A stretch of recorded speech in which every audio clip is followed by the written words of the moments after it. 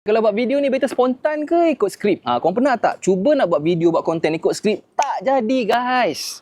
Okay, baru-baru ni saya pergi ceramah Ustaz Kazim Ilyas. Kebetulan lah lepas solat subuh tu Ustaz Kazim dia buat ceramah dekat masjid area rumah saya. Saya tanya satu soalan, Ustaz Kazim, kenapa presentation Ustaz ni clean sangat? Dia macam best tau. Bila awak dengan Ustaz-Ustaz ni, ada Ustaz yang rasa macam setengah jam tu lama sangat. Tapi dengan Ustaz Kazim Ilyas ni, saya pun first time jumpa dia, sejam tak terasa baik. Saya jumpa Ustaz Kazim, saya tanya satu soalan je, Ustaz, ada skrip ke spontan? Ustaz kata, saya memang spontan. Saya ada skrip tak boleh, saya start full. Pada momen tu guys, saya memang, patutlah tak ambil orang FYP. Sebab kita tak membiasakan diri buat video spontan. Macam ni, video yang saya buat ni, one take, one shot, post terus, tak ada masalah. Sebab tu, kenapa video spontan lebih senang FYP? Kenapa banyak content creator ni, dia macam tu, macam air guys buat. Sebab dia dah dilatih. Dan video spontan ni dia ada emosi, dia ada feeling, dia ada authenticity. Nampak lori kat belakang tu? Adakah saya nak potong video ni? Saya akan post juga.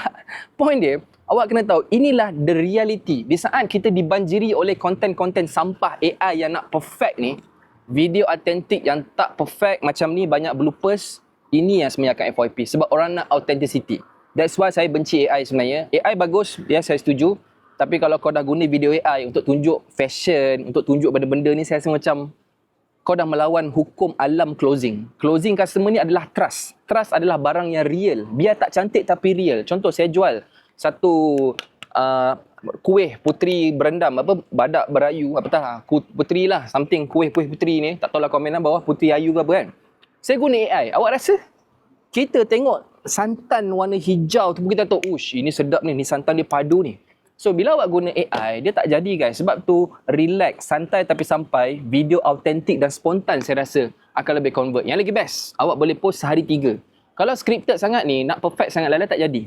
So, antara spontan dengan skrip, saya pilih spontan all the way. That's why tim-tim saya, yang mana di bawah syarikat saya ajar, bro, buat konten spontan.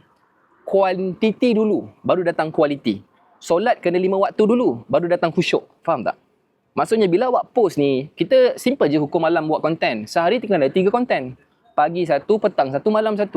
So, macam mana awak nak dapatkan sehari 3 konten? Awak kena ada kuantiti. Bila ada kuantiti, baru datang kualiti. Boleh tekan dekat link bio. Saya ada sediakan video tutorial percuma untuk awak belajar. Just.